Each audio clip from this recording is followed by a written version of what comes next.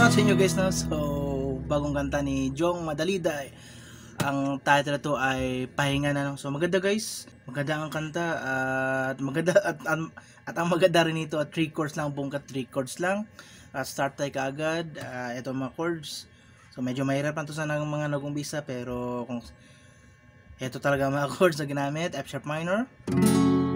So, plucking pattern. Dito naman string pattern natin gagamitin para padaliin. Sharp minor, and then second chord ay E, eagle, simple eagle, basic, and then ang third chord ay B minor.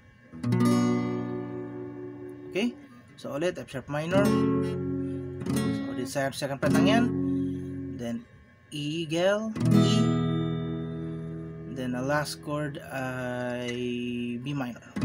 And the strumming, ito ang ating gagamitin para pasimplay na lang. Pwede namang down, down, pero ito ang ating gagamitin, no? Down, up, down, up, down. Okay, down, up, down, up, down, up, down, up, down, up, down, up. Okay, down, up, down, up, down, up, down, up, down, up, down, up. So play natin na kasama ang string pattern na down, up, down, up, down. So intro, verses, buong kanta.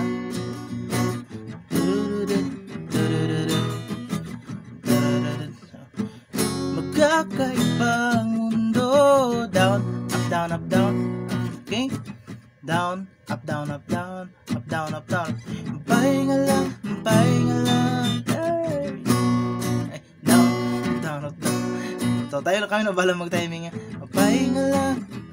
Up, down, up, down, up, down. Okay? Down, up, down, up, down. Pahinga lang, pahinga lang. Okay? Down, up, down, up, down. Up, down, up, down, up, down. Yan na lahat guys. Strumming pattern at chord. Simple lang, madali lang. At maganda rin ang kanta. Check na lang ang link sa baba. Ilalagay ko ang link ng kanta.